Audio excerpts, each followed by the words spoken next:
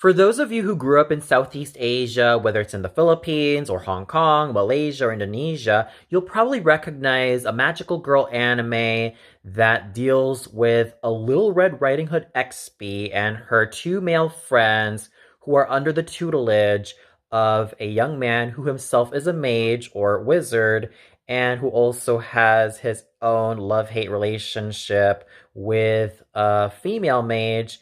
And on top of that, the male wizard also has a sort of doll who also talks but doesn't have her mouth move. I'm of course referring to Akazukin ChaCha, which I remembered enjoying so much ever since I was a little kid in the 1990s. And it's something that I still enjoy to this day because it was absolutely fun. It was an enjoyable series that I remembered enjoying so much. And it's kind of a shame that it did not acquire an English dub because the English dub I grew up with, I could already tell were from mostly people from the Philippines, given how they talked and given their overall vocal patterns. Regardless, I still enjoy Akazukin Cha-Cha, especially when it came to the magical princess holy up sequences, which were the bread and butter of my overall fascination and admiration of Akazukin Cha-Cha. The characters were also just as lovable.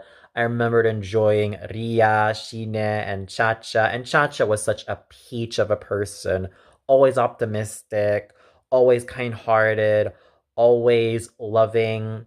And she just seemed like an absolutely amazing breath of fresh air every time she entered the screen. She was just, quite frankly, a wonderful treasure that I cherished so much as a kid. And not to mention her magical form as the magical princess was just absolutely amazing. I can kind of see why it wasn't as renowned as, let's say, Sailor Moon, because sometimes I like to think that the magical princess or Chacha in her magical princess form, she could definitely pass as one of the Sailor Scouts as well as the other teenage magical girls.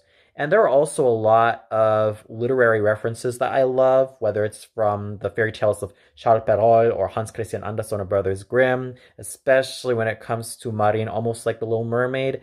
It's still absolutely brilliant all the way through, and it definitely deserves a whole lot more appreciation and love.